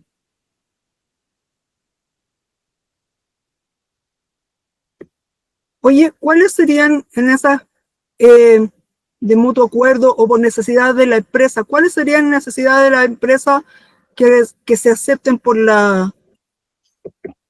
Generalmente es muy difícil, la causal de necesidades de la empresa, si bien se utiliza bastante, es bastante difícil probarla en cuanto a fundamentación, sobre todo para los condominios y edificios. Las necesidades de la empresa se vinculan, digamos, a una reorganización de la empresa, y en ese sentido tiene que haber una pérdida, digamos, del capital de una empresa o una disminución en sus ganancias. Tiene que haber una reestructuración, digamos, dentro de la empresa en cuanto a la cantidad de trabajadores que necesitan para ejercer ciertas funciones. No es imposible, pero es difícil. Hay que saber fundamentarla bien y por eso los llamo también a asesorarse en el momento en que quieran despedir a una persona por necesidades de la empresa. Hay condominios y edificios que logran despedir por necesidades de la empresa cuando en realidad el condominio o el mismo edificio ya no necesita, digamos, tantas personas en ciertas funciones. Se achica un espacio común, se le da cabida, no sé, a una construcción en un lugar que haya un área verde y ya no es necesaria tener dos jardineros o 3 jardineros, porque con esa construcción se elimina, digamos, un espacio. Entonces ahí hay una reorganización, digamos, del espacio del condominio, y dada esa fundamentación, podrían despedirlo por necesidades de la empresa. Pero es difícil igual probar muchas veces, a menos que haya, claro, una cartola bancaria, digamos, que dé cuenta de que el condominio ha perdido dinero o que no tiene los ingresos suficientes para mantener a los trabajadores. Y por eso también ahí se llama a los administradores siempre a controlar bien el tema del gasto común y de los cobros que realizan, puesto que en base a ello, digamos, se forma la remuneración final del trabajador también. Si en algún momento, digamos, los ingresos del edificio, del condominio, no dan para contratar o no dan para tener al trabajador, también se puede fundamentar, digamos, un despido en necesidades de la empresa. Pero ahí también hay que tener un control de no dejar desprotegido, digamos, al edificio en ciertas funciones, ya sea de aseo, ornato, ya sea de conserjería o ya sea de jardinería. Oye, ¿y si, por ejemplo, se cambia el conserje por un conserje remoto? ¿Qué pasa ahí? ¿Hay algún tipo de sanción? Generalmente es muy difícil, la causal de necesidades de la empresa, si bien se utiliza bastante, Ya, ahí hay un tema porque generalmente cuando se quiere hacer ese cambio, ahí no hay una necesidad de la empresa como tal. Simplemente se quiere despedir, digamos, al trabajador porque se está contratando un servicio que quizás es más expedito y quizás es más económico para el condominio. Yo ahí no llamaría, digamos, en general a despedir por necesidades de la empresa, porque no hay una fundamentación de fondo que, digamos, que pueda demostrar un administrador o un comité de administración que diga, oye, este trabajador lo despedí porque en realidad, mira, la diferencia entre el sueldo de él y una vigilancia telemática es esta, tengo los mismos ingresos, podría de hecho mantenerlo a él y no contratar a la otra seguridad telemática, pero va a ser algo que va a ser muy discutido. O sea, la mayoría de los trabajadores, cuando se les despide por necesidades de la empresa, interponen inmediatamente el reclamo en la inspección del trabajo, y ahí hay que entrar a discutir un tema de fondo de si de verdad teníamos la necesidad de despedirlo a él y contratar la seguridad telemática. Perfecto. Raquel tiene la mano levantada. Sí, una consulta. En el caso del condominio que administro, por ejemplo, el comité determinó llamar a asamblea para que se decidan, la asamblea decidir de que los domingos y los festivos no quieren tener conserje exclusivamente porque es muy alto el gasto común que estamos teniendo, porque está subiendo mucho el recurso humano.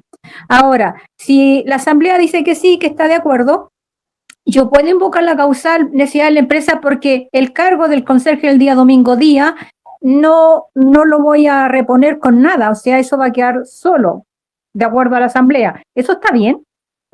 Mire, ahí en ese sentido, generalmente el que tiene que decidir el despido del trabajador es quien celebra el contrato con él. En este caso ya sea el comité o el administrador. Si bien el comité y el administrador están como, digamos, sometidos a las decisiones que se puedan tomar en asamblea, una de las decisiones que digamos que no se podría tocar ahí, a menos que el trabajador haya incumplido o haya incumplido muy gravemente ciertas cosas, y se le quiera despedir y se le esté pidiendo una opinión, más que una decisión, es una opinión a las personas sobre el despido. ¿Por qué? Porque finalmente el contrato de trabajo sigue siendo un contrato que es de carácter privado y que es entre el empleador y el trabajador. Entonces el trabajador siempre va, digamos, a reclamar contra el empleador, por más que el administrador, el comité le diga, no, lo que pasa es que el condominio decidió que te íbamos a despedir, el que toma la decisión final siempre va a ser el comité o el administrador. Y contra él siempre el trabajador va a interponer el reclamo. Ahora, el tema del gasto común, si bien puede haber un alza en el gasto común y en ese sentido ustedes lo quieren reducir, quizás por ahí podrían entrarle a dar cabida a las necesidades de la empresa, en el sentido de que el gasto común quizás está siendo insostenible para las personas que viven en el edificio o en el condominio, y en razón de disminuir ese gasto común, también van a tener que disminuir, digamos, ciertas funciones de seguridad como lo son las de fin de semana. Generalmente en casi todos los edificios y condominios se contratan personas para que trabajen exclusivamente los fines de semana.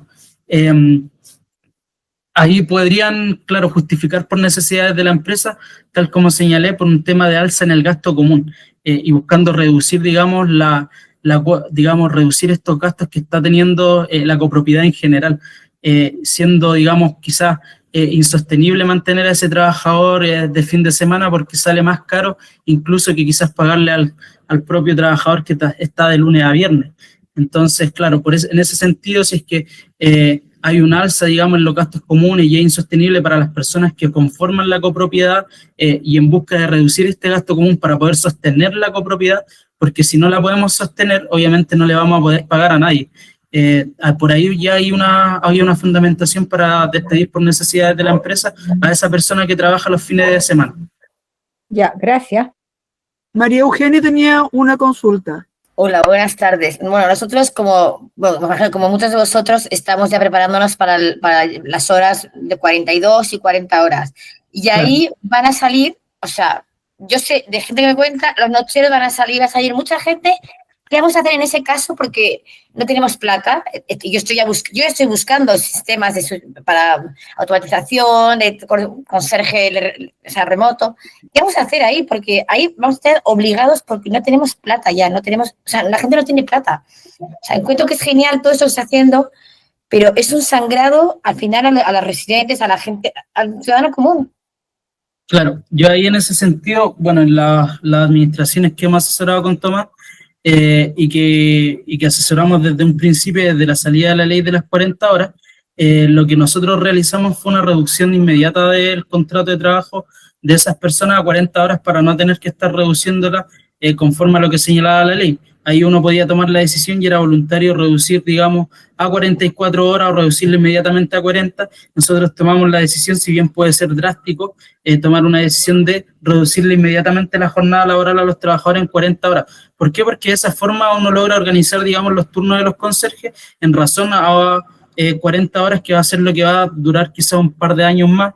Entonces, el llamado es no reduzcan, digamos, los plazos establecidos en la ley, sino que busquen una fórmula que les permite reducir en 40 horas inmediatamente las funciones de esos trabajadores y que también le permita, digamos, no quedar desvalido al condominio.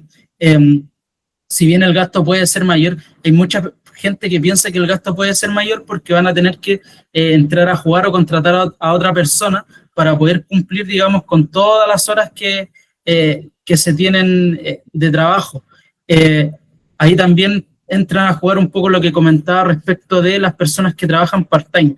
Hay muchos edificios y condominios que cuando salió la ley de 40 horas, si bien le redujeron a sus trabajadores que trabajan de lunes a viernes inmediatamente la jornada en 40 horas, también tomaron la decisión de no contratar gente con jornada extraordinaria de 20 horas, sino que de 30 horas. De esa forma, el día viernes podrías hacer salir más temprano a tu trabajador que está de lunes a viernes e ingresa al trabajador que trabaja, que entraría a trabajar, digamos, viernes, sábado y domingo, cumpliendo las horas que quedan sueltas, digamos, por esta reducción. ¿Y qué hacemos si los trabajadores, perdón, no quieren, porque el trabajador tiene que firmar un anexo de contrato y si no quiere cambiar su horario, entonces te quedan 2 horas por aquí, 2 por allá, ¿qué hacemos? Es que Claro, lo que pasa es que ahí en ese sentido, si el trabajador no quiere firmar un anexo de contrato de la reducción de horas, técnicamente está obligado, entonces tú podrías enviar ese anexo de contrato de trabajo a la inspección y él va a tener que asistir a firmarlo allá, porque a ti por ley como empleador te van a exigir que esa jornada se tiene que reducir conforme a lo que señala la ley, digamos, hasta llegar a las 40 horas. No podría negarse a reducir su jornada. Tampoco podemos reducirle ahí que hubo mucho hincapié en eso y que se utilizó mucho en el primer año de implementación de la ley de 40 horas, ampliar la jornada, digamos, de colación en búsqueda de no reducir tanto la jornada laboral en sí misma, puesto que la jornada, digamos, o sea, el espacio, la hora o la media hora establecida para la colación, no se computa la jornada laboral, entonces lo que hicieron muchos empleadores fue alargar ese y extenderle el horario de colación a los trabajadores. ¿Para qué? Para no tener que reducir tanto la salida o la entrada en la jornada laboral. En ese sentido, bueno, el trabajador está obligado, digamos, por ley también, tanto como el empleador tiene que reducirle la hora, él también está obligado también por la ley, digamos, a trabajar esa cantidad de horas. Si él quiere trabajar más horas, ahí ya es una decisión tanto tuya como del trabajador de trabajar horas extra, cosa que tiene que quedar pactada entre empleador y trabajador. Ambos tienen que estar de acuerdo en esas horas extras que se realicen. Oye, Joaquín, pero ojo que a lo mejor por ahí va la situación de María Eugenia, que el que se reduzca de 45, 44, 42 a 40 horas no significa que se le va a rebajar el sueldo al trabajador. O sea, no. Ahí es reducción de horario, pero no de sueldo. Claro, de hecho o sea, sería... Lo tengo claro, pero ese es el tema. El tema es que mantenemos sueldos, reducimos horas y vamos a estar muchos condominios con a la semana horas que no vamos a poder cubrir. Es un tema. Claro. Mira, yo creo que... Horario de 40 horas y son 3 turnos de lunes a viernes y 2 turnos de sábado y domingo y no hay problema, pero el trabajador no ve mermado su ingreso, entonces no debería ponerte ningún problema porque no va a haber una merma en sus ingresos. No es lógico porque al contrario, el trabajador está trabajando menos horas por el mismo valor, o sea, en el fondo tendría, entre comillas, un alza de su sueldo.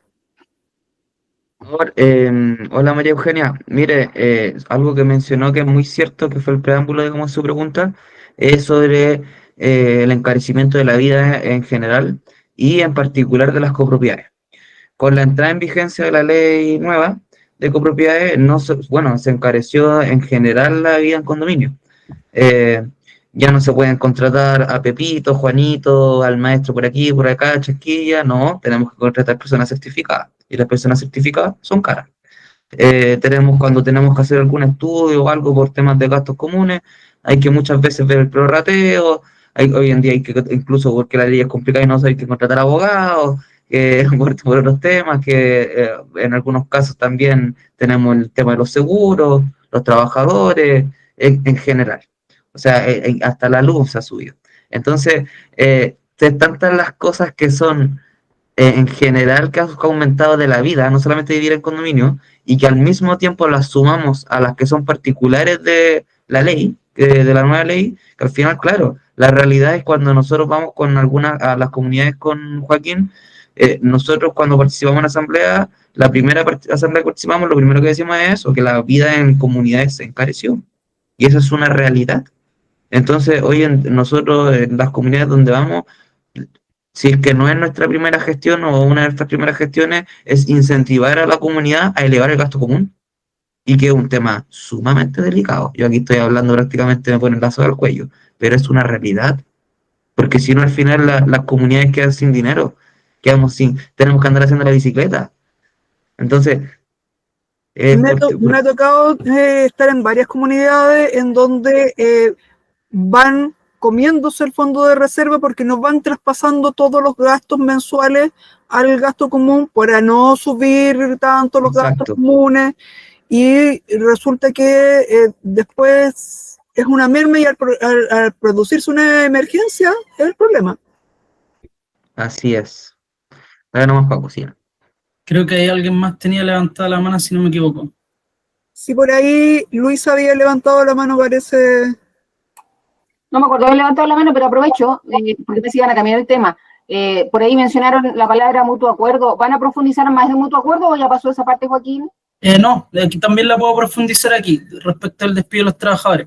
Generalmente el despido de mutuo acuerdo, bueno, mal llamado despido de mutuo acuerdo, que generalmente los abogados lo conocen como un finiquito de mutuo acuerdo, tiene que ver con una decisión que toma el trabajador y que toma el empleador de llegar a un acuerdo en un pago, digamos, calculando obviamente sus años de servicio, calculando las vacaciones que le queden pendientes, calculando el feriado legal proporcional, para que el mismo finiquito, digamos, sea un monto adecuado y el trabajador se quiera ir sin tener que presentarle una carta de despido directamente, sino que el finiquito se encarga de regular todo inmediatamente. Se deja estipulado que ambas partes están de acuerdo, digamos, en los montos de indemnización, y que ninguna de las dos partes tiene algo que reclamar conforme a la desvinculación del trabajador del condominio o el edificio.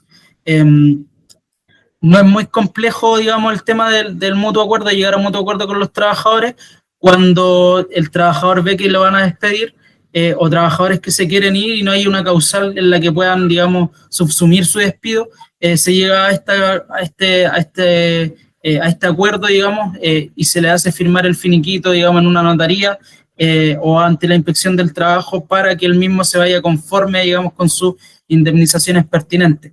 Generalmente funciona cuando los trabajadores tampoco quieren seguir ejerciendo labores en el edificio, condominio o en el lugar de trabajo, y el administrador, el comité, está complicado, digamos, con la causal por la cual podrían despedirlo, pero sin quitarle sus indemnizaciones pertinentes. Tiene que ver también con la buena relación que tengan los administradores o el comité con el trabajador.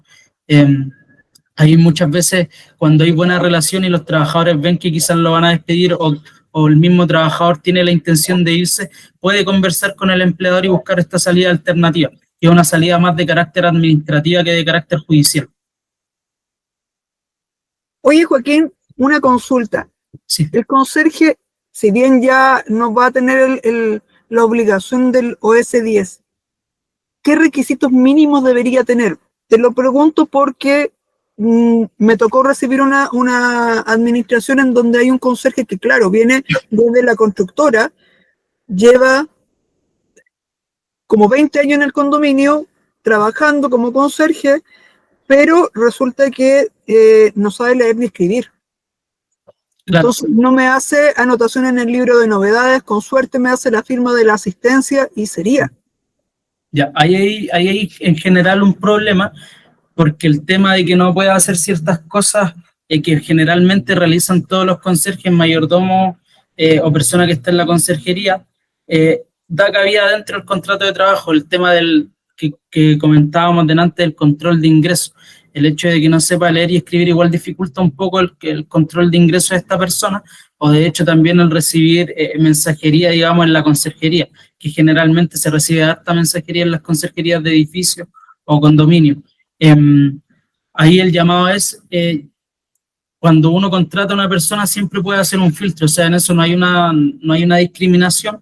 Generalmente en todos lados están solicitando que a lo menos la persona cumpla con el cuarto medio, y ya con el cuarto medio uno se asegura que la persona sabe leer, escribir y se maneja un poco, digamos, en temas, los temas que va a tener que realizar. Quizás hay trabajadores que no inmediatamente van a aprender todo, pero eso ya tiene que ir dándose, digamos, con la práctica y con la enseñanza que le dé el trabajador que es más antiguo, e incluso el mismo empleador tiene que ir enseñándole cuáles son las funciones que va a tener que cumplir. Como esa persona ya estaba contratada, difícilmente la van a poder despedir, digamos, por alguna causal, a menos que incumpla muy gravemente las obligaciones de su contrato de trabajo, y ahí hay que entrar al apartado del contrato de trabajo donde salen sus funciones y ver cuáles podría incumplir y cuáles no podría, o sea, cuáles podría cumplir y cuáles no podría cumplir, y si son de carácter grave, claro, en temas de incumplimiento grave de las obligaciones del contrato estarían facultados para despedirlo, pero ya es un tema de una revisión del propio contrato y de las funciones que ahí están establecidas para poder despedir a ese trabajador. Perfecto. Luisa quería aportar en algo. Sí, cortito, que falta un pelito del tema del mutuo acuerdo. Y aquí estoy mandando el texto porque me encanta fundamentar con la ley. El artículo 177 del código dice: el finiquito, la renuncia y el mutuo acuerdo deberán constar por escrito. Es muy común a veces que el administrador se lleva rapidito al trabajador a la notaría, pero este trabajador después puede reclamar, puede decir, no, a mí me engañaron, yo quería firmar otra causal, no, yo nunca estuve de acuerdo con esa causal. Por eso, previamente, uno debiera firmar un mutuo acuerdo. Eso nomás quería complementar. Generalmente se firma también, lo que yo hago, bueno, en particular lo que yo hago es llevar a la persona a la notaría, y obviamente en la notaría hago firmar toda la documentación, tanto el finiquito, el mutuo acuerdo, que es el término del contrato de trabajo entre ambas partes, el finiquito que se va a ser presentado ahí en la notaría, y también lo hago firmar la carta, digamos, también lo hago firmar una renuncia que es por escrito, que es de carácter privado, que no es una renuncia voluntaria porque ahí caeríamos dentro de otra causal, pero es una renuncia al fin y al cabo para terminar la relación entre ambos. Pero generalmente en el mismo finiquito busco establecer que se va a dar término a la relación laboral, con el mutuo acuerdo ya firmado, que es de carácter privado entre empleador y trabajador, y con el finiquito que se va a firmar ante un ministro jefe, se entendería por terminada la relación laboral. Como bien señalaba Elisa, siempre por escrito, nunca de forma verbal. Ningún tipo de despido puede ser de forma verbal. Ahí también es un error común muchas veces los trabajadores cuando están aproblemados, cuando pelean con el empleador le grita estás despedido y el trabajador simplemente se va. Ya, eso se tiene que materializar en una carta de despido sí o sí, ojalá el mismo día, y como ya el trabajador se fue enojado y sabemos que no la va a firmar, lo que le advertía dentro de los 3 primeros días que establece la ley, ojalá remitir esa carta de despido firmada por el empleador a la inspección del trabajo, dando cuenta de que ese trabajador está despedido, e intentar igual una comunicación con el trabajador para señalarle en qué parte va a estar su finiquito, cuál fue su causal del despido, básicamente eso. Oye, ¿y se puede dar eso de que un trabajador diga, no, a mí me engañaron, no hubo mutuo acuerdo?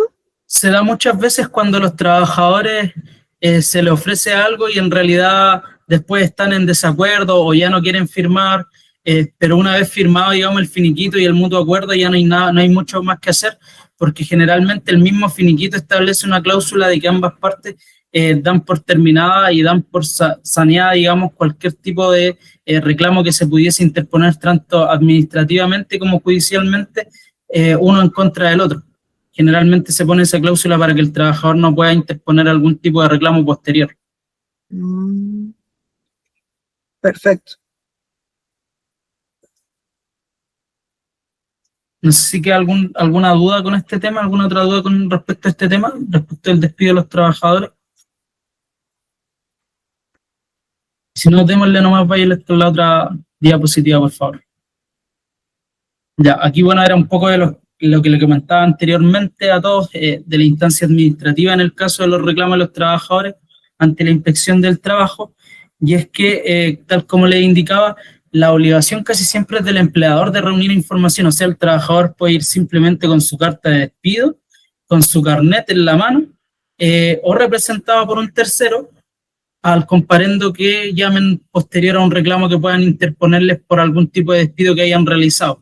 Por eso el despido también tiene que ser configurado de buena forma, para que si es que en algún momento el trabajador les llega a interponer un reclamo, ustedes llegan a la inspección del trabajo y simplemente les digan, oye, el trabajador fue despedido por tal causal, aquí está la carta, aquí traigo su libro de registro de asistencia, la carta de despido, la copia del envío de la carta a la inspección del trabajo, que generalmente el inspector también la tiene a mano, las liquidaciones de sueldo del trabajador, el contrato y el libro de novedades que él tenía que llenar, que es generalmente lo que le piden como a los edificios o condominios cuando el trabajador interpone un reclamo y llega, digamos, a esta instancia administrativa con la inspección.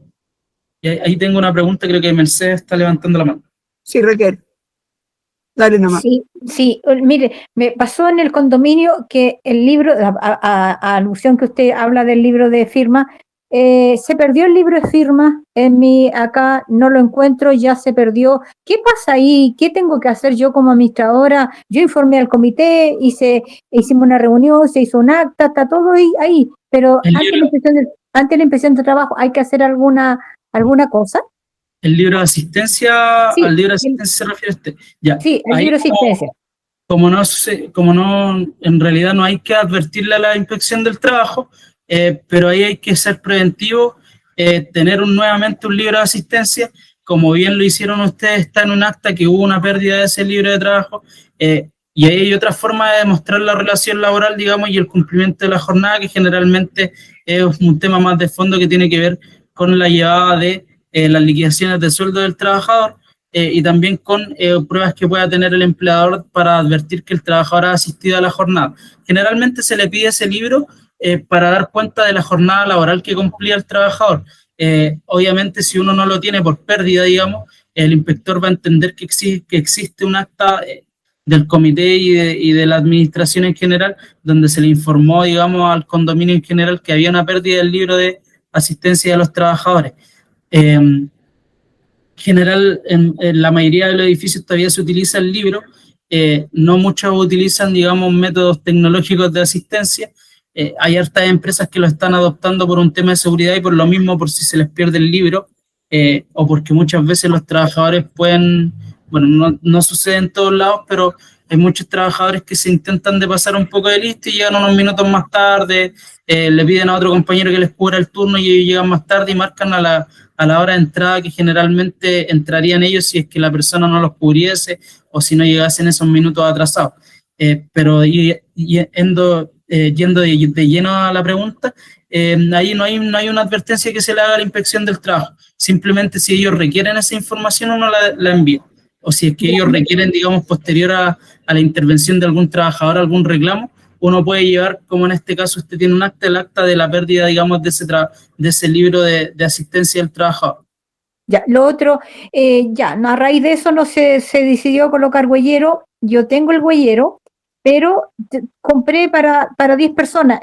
Tengo titular como 7, compramos para 10. Pero tengo 3 conserjes titulares que están, o sea, 4, y que están con licencia. Ahora superé los 10. O sea, tengo una persona que no puedo ingresarla, si no tengo que comprar 10 cupos más y me sale bastante plata. ¿Existe la posibilidad porque la reemplazante última es de un conserje que está operado, a lo mejor va a durar 1 mes, 2 meses con licencia, y después ya se va la reemplazante? ¿Puedo tener, esta es mi consulta, puedo hacerla firmar a ella en el libro de firma y al resto del otro, a los 10 trabajadores en el huellero? Sí, ¿o no puede? Ahí en ese sentido no hay una prohibición de parte de la inspección del trabajo. Lo que exige la inspección del trabajo es que el empleador mantenga un registro de la asistencia del trabajador. el empleador decidirá cómo mantiene ese registro. En general, cuando hay reemplazo por vacaciones o por licencia, y como en los sistemas informáticos, digamos, de registro de huella o marcación por teléfono, tienen un límite y uno generalmente se lo tiene establecido para los trabajadores que tiene permanentemente, hace firmar a este tipo de trabajadores, digamos, que son provisorios, ya sea por temas de vacaciones o licencia médica, en el libro de asistencia. No hay una prohibición de la inspección del trabajo a tener dos métodos, digamos, de registro de asistencia distintos. Mientras no le cause una indefensión al trabajador, no hay ningún problema. Ya, perfecto, perfecto. Muchas gracias. Ya, de nada. Bueno, y aquí lo que hablábamos delante sobre las funciones de los trabajadores, un tema que me ha tocado harto respecto de la seguridad de los trabajadores, y que es bien tocado también en hartos casos, ya sea fuera de las copropiedades, y es que los trabajadores muchas veces suelen cumplir funciones que no están dentro de su contrato de trabajo, o que les son solicitadas por algún vecino, por algún copropietario, digamos, de forma particular. Yo en ese sentido soy bien tajante y siempre le digo a los trabajadores como advertencia que no cumplan funciones que no están dentro de su contrato de trabajo dentro del horario laboral. ¿Por qué? Porque cualquier situación que ocurra va a traer problemas tanto para él como para el empleador. El hecho de que él cumpla una función que no está dentro de su contrato de trabajo, por ejemplo, me sucedió una vez que mandaron a un trabajador a cambiar una plancha de un techo, se cayó. ¿Yo qué puedo hacer en ese sentido? No lo podía enviar directamente a la mutual del trabajo, que fue lo que se hizo en realidad, pero a él no le iban a pagar esa licencia médica porque técnicamente eso no fue un accidente dentro del trabajo, fue un accidente que ocurrió dentro de su jornada laboral, pero que es que ahí el empleador está exento de responsabilidad de ese accidente, puesto que estaba cumpliendo una función para un particular. Esa función que es para un particular no debería haberla estado cumpliendo dentro de su horario laboral. Entonces ahí se genera un problema para el empleador, porque el empleador va a tener que activar, digamos, el seguro para poder enviarla a la mutual, pero el trabajador no va a poder cobrar después, digamos, esa licencia médica, no va a ser una licencia médica por accidente del trabajo, va a ser una licencia médica de carácter común. Y ahí es donde se le dificulta un poco también después cobrarla. Hay problemas con el trabajador de hoy, estaba en el trabajo y me caí. Técnicamente ahí ya no hay una responsabilidad ni del comité ni de la administración. Por eso yo siempre hago el llamado a no, digamos, permitir que los trabajadores le presten funciones particulares, digamos, a ciertos copropietarios en ciertas cosas. Cámbiame esta ampolleta o arréglame este enchufe, no, porque él no está para eso, o sea, no está facultado, digamos, para eso. Para eso el condominio, la copropiedad contrata personas para que hagan la mantención de cierta área, sobre todo en temas de electricidad, que era muy común antiguamente que se le enviaba al conserje o al mayordomo a arreglar un enchufe, que no son tareas complicadas, pero que pueden, digamos, traer problemas posteriores. No sé si él no está capacitado para eso porque no estudió electricidad, pero sabe hacerlo, y igual mete la mano y no se le da la corriente, ya va a ser un problema tanto para el empleador como para él. Sobre todo ahora con el tema de las licencias médicas, la Compine está súper dura con el tema, con el tema de las licencias en el sector público, y ahora que se quieren involucrar en el tema del sector privado está súper, digamos, restringido. Yo restringo bastante, digamos, las características de funciones que pueden cumplir los trabajadores. Generalmente les digo, oye, si vas a hacer esto, hazlo fuera de tu jornada laboral. Muchas veces hay personas que le pagan también a los conserjes, a los mayordomos, oye, hazme esto, te pago.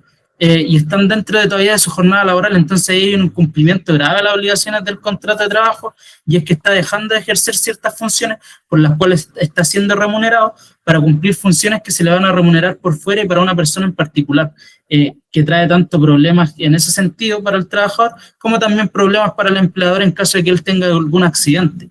Esa licencia, digamos, ya no va a ser un accidente no va a ser una licencia por accidente de trabajo, sino que va a ser una licencia por una enfermedad común, que le llaman dentro de los seguros. Y ahí de ahí el llamado a abstenerse ese tipo de cosas. No sé si hay alguna duda respecto a eso último.